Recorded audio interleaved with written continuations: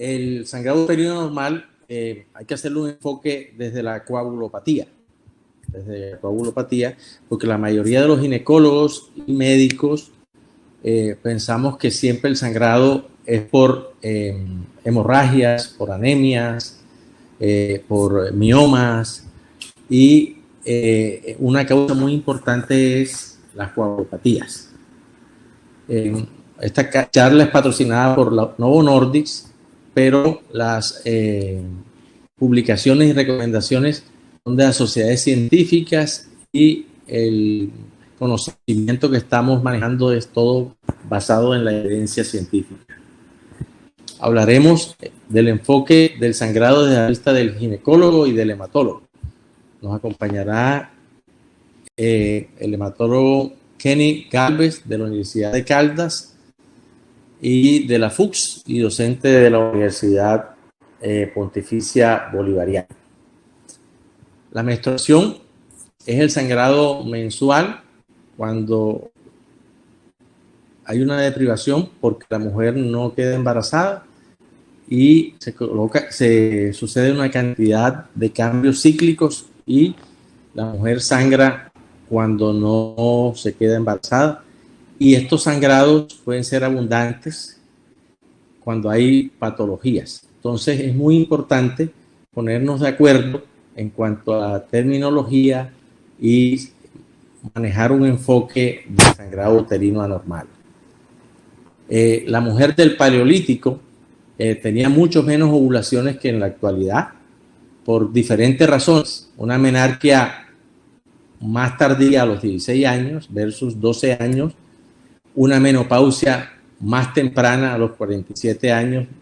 La menopausia actualmente en nuestro medio es de 50 años.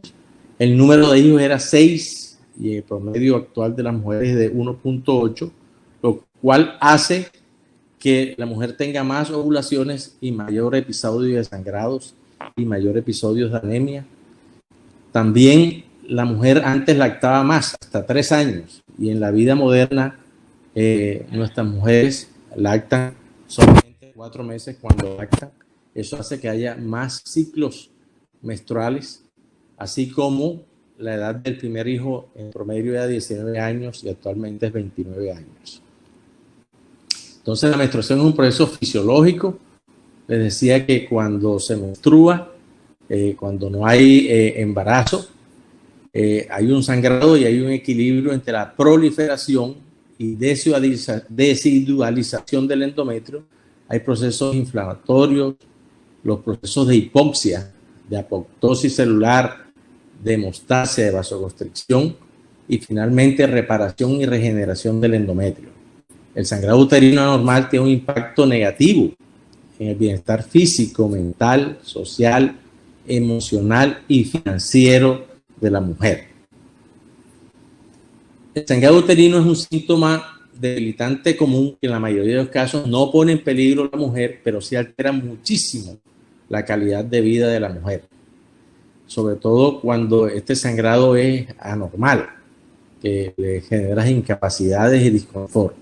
La prevalencia de sangrado uterino anormal es amplia, varía del 3 al 52%, es un intervalo demasiado amplio, pero porque hay problemas en las definiciones que manejamos.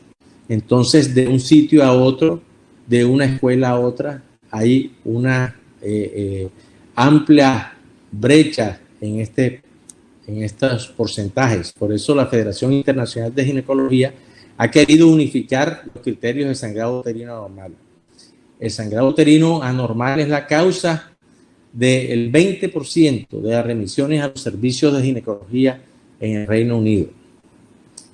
Y la FIGO, la Federación Internacional de Ginecología, en 2 entregas, una del 2011 y esta del 2018, ha querido estandarizar los términos y las causas y el enfoque del estudio de la paciente con sangrado uterino anormal.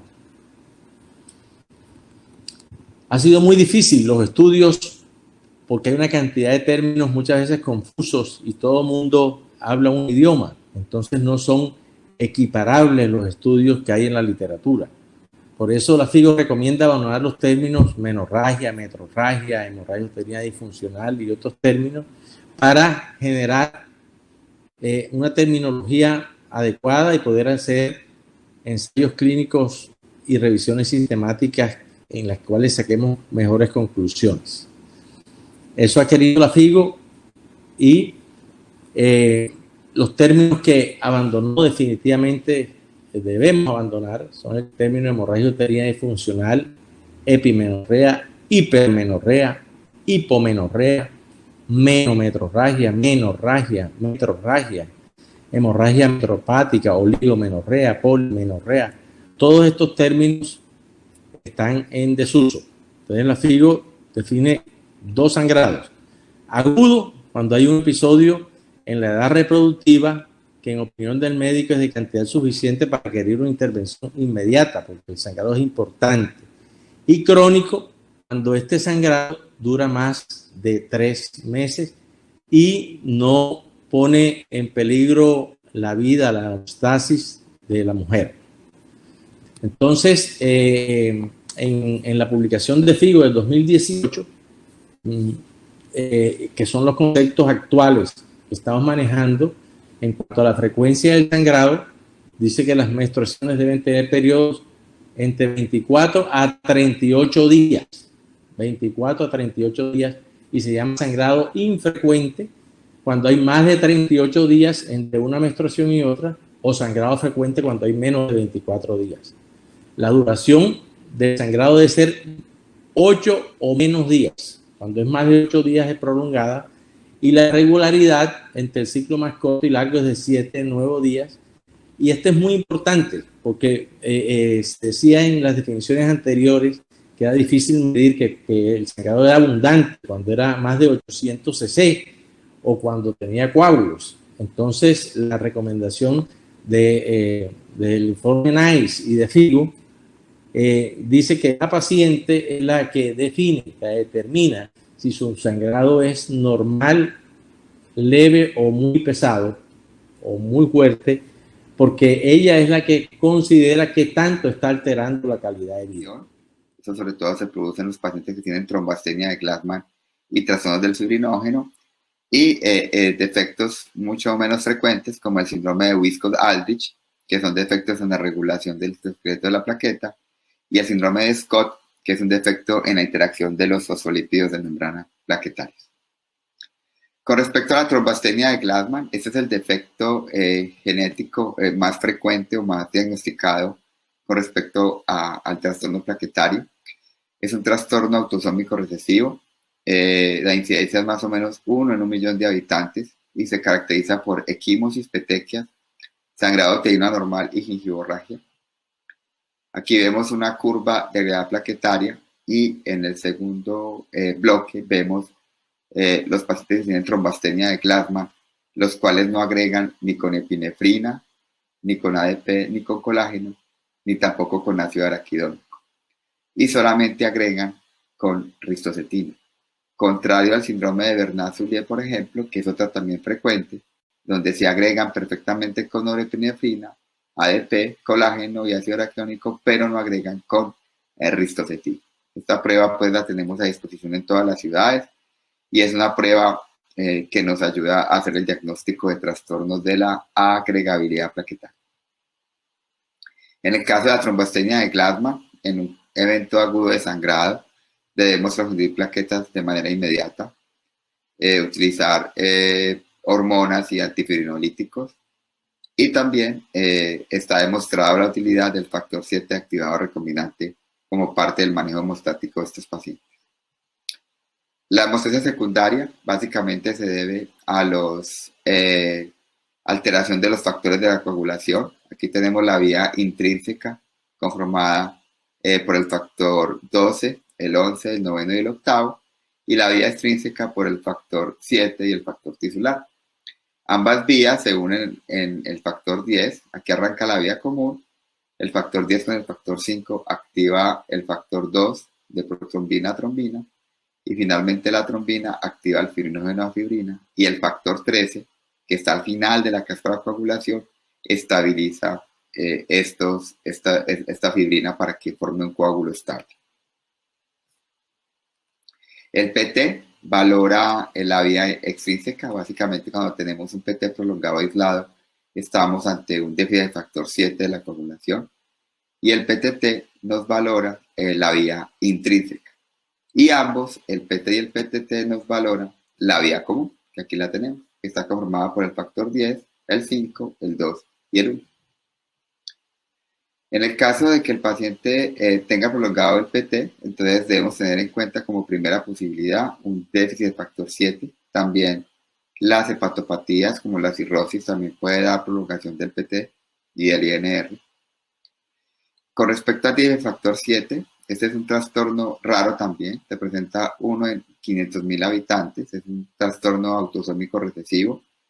Tanto hombres y mujeres se ven afectados por igual, a diferencia, por ejemplo, de las hemofilias, donde el que padece la enfermedad es el hombre, pero la portadora de la enfermedad es la mujer.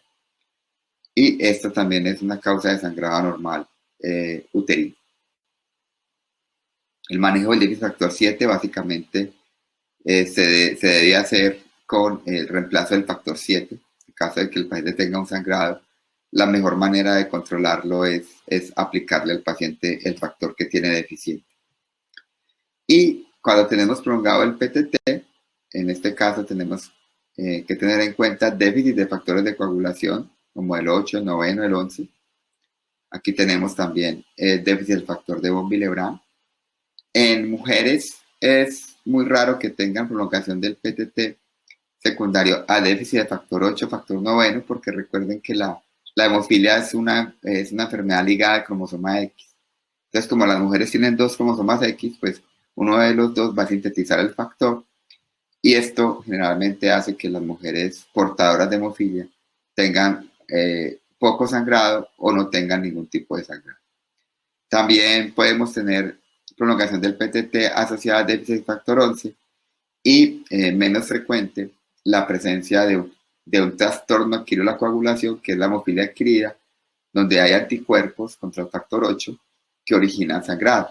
En este caso, la hemofilia adquirida sí se puede presentar tanto en hombres como mujeres, y el sangrado es bastante importante. La prueba de mezclas siempre es el siguiente paso cuando tenemos la prolongación de un PT o un PTT. Consiste en la prueba de mezclas en mezclar 50% del plasma normal con 50% del plasma del paciente. Se hace una medición inicial a temperatura ambiente y una medición a las 2 horas a 37 grados con el baño de María. En este caso, cuando la prueba se corrige y la prueba de mezclas hace que el PTT se normalice, estamos ante un déficit de factor. Pero cuando la prueba de mezclas no corrige o se prolonga aún más, estamos ante la presencia de un inhibidor, que en este caso podría ser un inhibidor específico, como una hemofilia adquirida, un anticuerpo contra el factor 8, o un inhibidor inespecífico o adquirido, como es el anticoagulante lúpico. La hemofilia adquirida es un trastorno hemorrágico raro y grave, un problema poco frecuente, pero que generalmente es muy devastador porque los pacientes llegan con sangrados muy intensos, de gran magnitud, con compromiso extenso cutáneo, sangrado vaginal, sangrado por vía aérea, gastrointestinal. Generalmente esta enfermedad aparece entre los 30 y 70 años, con un pico más o menos entre los 60 y 65. Se debe generalmente a enfermedades autoinmunes o a neoplasias. También lo encontramos en el posparto o en el tercer trimestre del embarazo, y en la mitad de los casos pues no se logra determinar el origen de la hemofilia adquirida. El diagnóstico básicamente se hace en un paciente que nunca ha tenido un trastorno de coagulación y que empieza a sangrar a edad adulta y tiene prolongación aislada del PTT. Hacemos la prueba de mezclas, como indica acá en la parte derecha de la diapositiva, y si la prueba de mezclas no corrige, debemos pensar en una hemofilia adquirida. Se cuantifica el factor 8, que va a estar casi completamente ausente, y se cuantifican los inhibidores que van a estar positivos, que estos inhibidores son los anticuerpos contra el factor 8. ¿Cómo es el tratamiento de la hemofilia adquirida? Básicamente tiene 2 pilares. Uno es para la hemorragia, que esto lo hacemos con factor 7 activado recombinante generalmente, y otra, erradicar el inhibidor. Como es una enfermedad autoinmune, pues utilizamos prednisona más ciclofosfamida con el objetivo de bloquear la producción del anticuerpo y de esta manera disminuir o controlar la enfermedad. También es importante tener en cuenta en la hemofilia adquirida que estos pacientes deben ser tratados de su enfermedad de base, o sea que si tiene un cáncer o una enfermedad autoinmune, pues hay que tratar la enfermedad autoinmune o la neoplasia para poder controlar la hemofilia adquirida. Entonces, siempre que tengamos un paciente con sangrado, en este caso sangrado pues ginecológico, siempre tenemos que tener en cuenta el enfoque inicial con los tiempos de coagulación. En el caso de que se determine que hay un trastorno de la coagulación subyacente, acudir al hematólogo para que pues, ayude a orientar el enfoque diagnóstico y llegar lo más pronto posible a la causa del sangrado. Y vamos a terminar con un caso clínico. Esta es una paciente con un cuadro de sangrado menstrual abundante y prolongado desde la menarquia, una transfusión en la adolescencia por sangrado importante, no se documentó nada estructural, se manejó con anticonceptivos orales y suspende los anticonceptivos por viaje y deseo de concebir. En este caso, la paciente después de suspender los anticonceptivos presenta un sangrado importante. Este sangrado también se acompaña de la presencia de quimosis, petequias y sangrado gingival. A los laboratorios con una hemoglobina de 6, había sido un sangrado muy importante, con un PTT y un pirinógeno normales, con unas plaquetas normales y un eco transvaginal normal. En este caso, se hacen estudios de extensión en los cuales no se encuentra ninguna alteración anatómica y vemos aquí en la parte de coagulación que todos los estudios son normales. Siempre que tengamos un paciente con sangrado y que sospechemos un trastorno de la coagulación y que los estudios básicos como el PT, el PTT, el fibrinogen y las plaquetas son normales, debemos pensar en enfermedad de von Willebrand, en trombostenia de Glassman o en un trastorno plaquetario cualitativo, donde las plaquetas están normales pero no funcionan bien. Bueno, para terminar, los mensajes para llevar a casa con respecto a esta charla es: no todo es estructural. Entonces, siempre que tengamos un paciente con sangrado anormal en el consultorio, pues pensar que puede haber un problema de coagulación de base y pueden presentarse a cualquier edad. Interconsultar tempranamente hematología en el caso que se sospeche un trastorno de coagulación. Siempre solicitar los estudios completos de coagulación.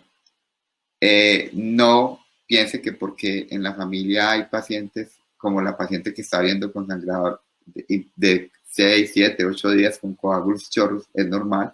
Posiblemente puede haber un trastorno de coagulación en toda la familia que explique el sangrado tan importante.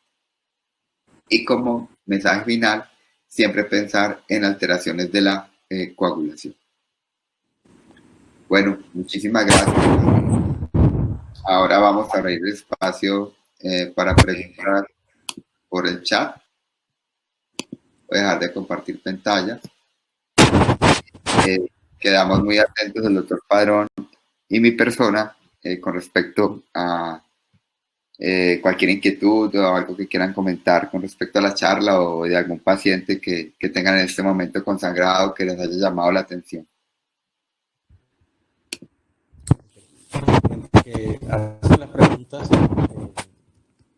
yo creo que el mensaje poderoso, Kenny, ese estudio de Turquía que mostraba hasta un 28% de las pacientes hospitalizadas tenían trastornos de la coagulopatía, así como hasta un 40-50% de las pacientes ambulatorias hacen obligatorio el screening primario y secundario de coagulopatía. Y como les decía en la charla, inicialmente uno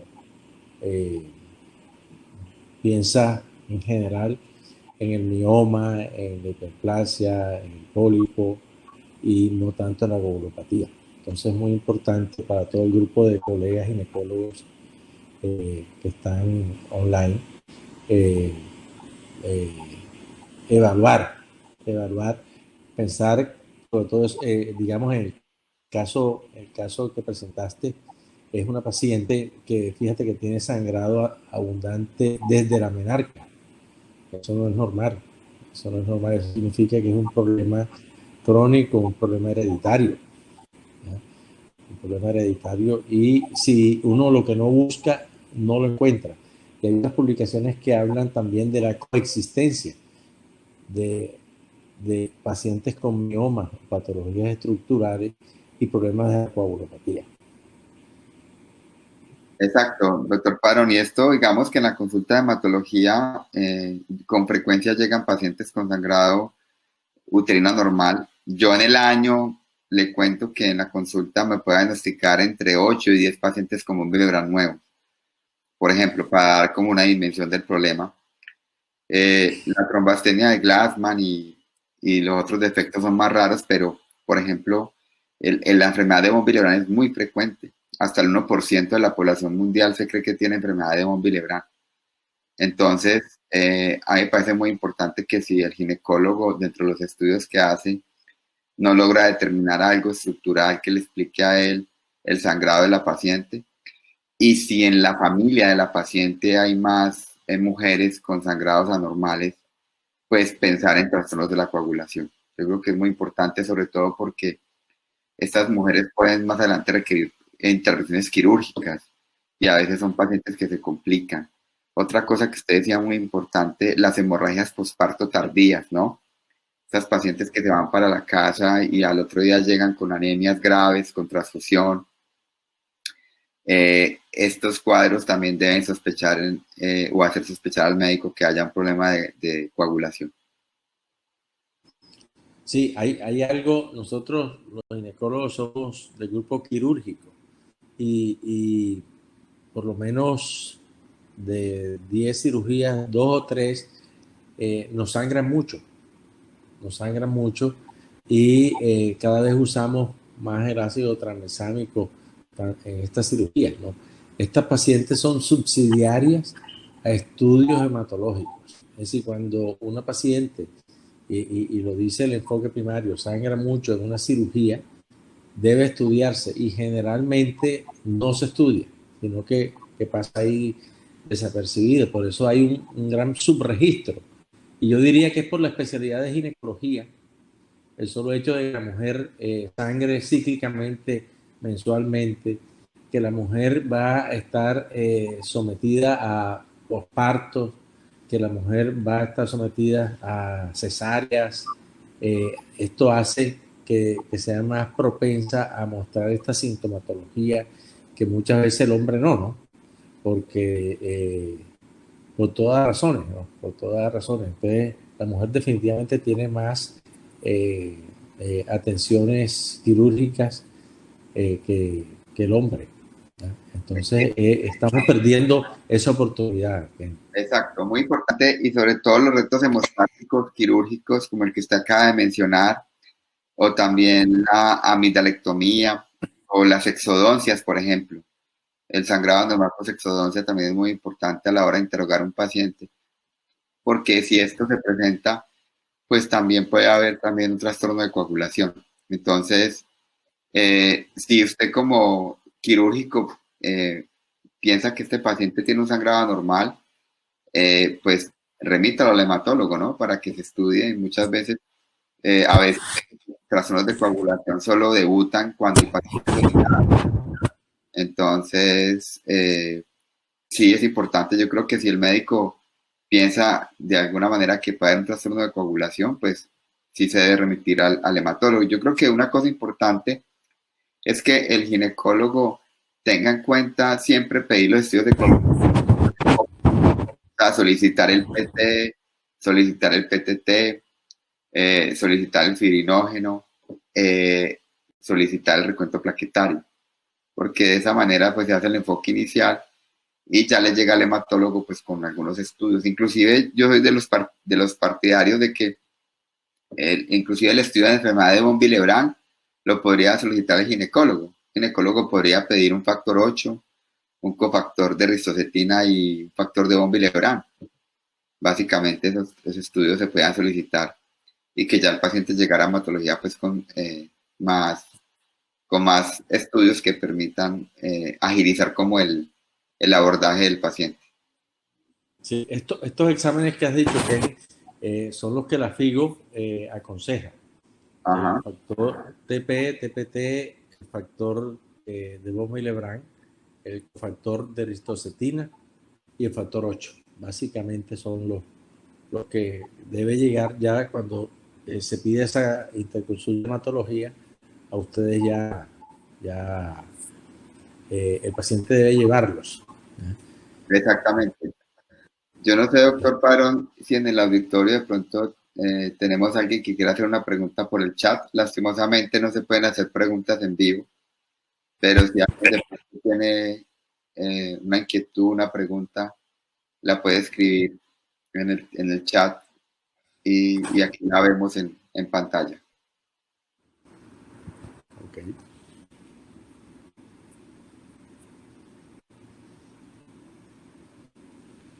Una pregunta, señor. Cuéntame. ¿Qué tan frecuente es que el ginecólogo, en general, el ginecólogo, piense en trastornos de coagulación cuando ve un paciente con una mujer con hemorragia uterina normal? O sea, ¿eso es frecuente? O digamos que el ginecólogo se enfoca mucho a la parte anatómica y estas cosas y simplemente manda tranexámico y anticonceptivos para el sangrado y ahí para todo el estudio. Sí, lo que tú has dicho es el centro de todo. En el sentido que lo tradicional es que cuando una paciente está sangrando y si está en vida reproductiva, descartar las causas obstétricas y descartar las causas estructurales como pólipos, miomas, y las funcionales que más se descartan son procesos de anovulación crónica o que esté tomando algún anticonceptivo, que lo esté tomando mal, que haya disrupción de los anticonceptivos. Pero no es muy frecuente este enfoque del estudio de la coagulopatía. Por eso este tema es de gran importancia por la gran prevalencia. Este estudio turco y todos los estudios nos dicen que hay un gran porcentaje de pacientes que tienen coagulopatía. Y tradicionalmente la mayoría de los ginecólogos y médicos no estudian la coagulopatía. Hay en el chat la doctora María refiere que si pueden abrir la sección de preguntas y respuestas. Yo no sé si de pronto Sí, está inhabilitado, ¿no? sí, ya está abierta, María José, puedes hacerla. Sí, ahí está abierta o si quieren por el chat, no hay problema. El chat lo encuentran en la parte derecha, que son dos cuadritos, que es como si fuera un mensaje. Ahí también se puede hacer las preguntas.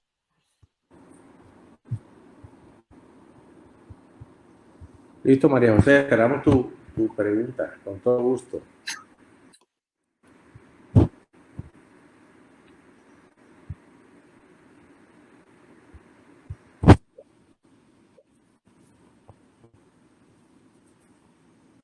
Lo que pasa es que no tenemos preguntas de viva voz, no, sino a través del chat. Exacto, no hay micrófono.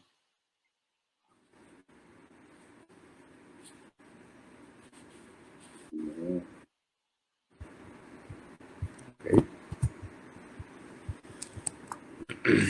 No.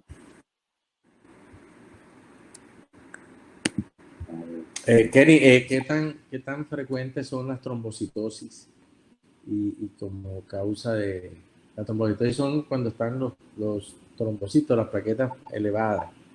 ¿Qué tan frecuentes son y qué tanto sangrado puede producir, tanto en sangrado normal como en cirugía?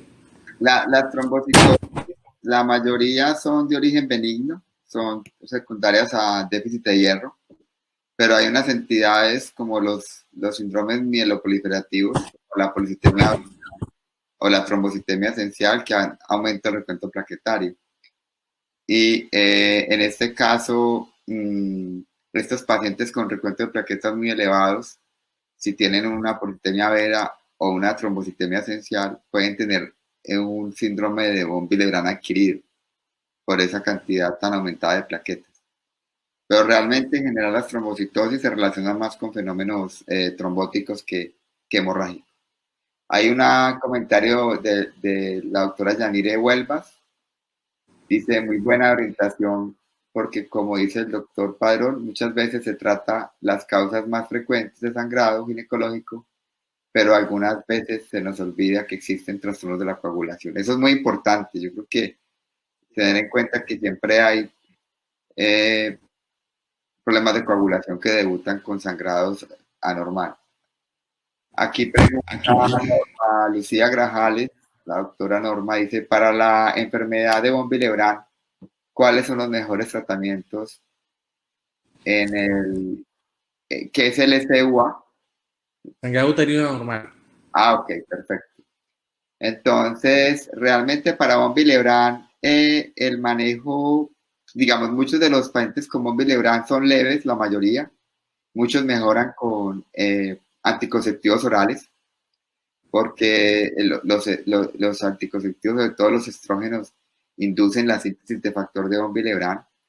Pero una herramienta muy útil, digamos, manejo del sangrado en von Willebrand es el ácido tranexámico durante la menstruación. Yo generalmente le formulo 1 gramo cada 8 horas vía oral por 5 días o por lo que dure la menstruación. Y también en ocasiones les coloco desmopresina.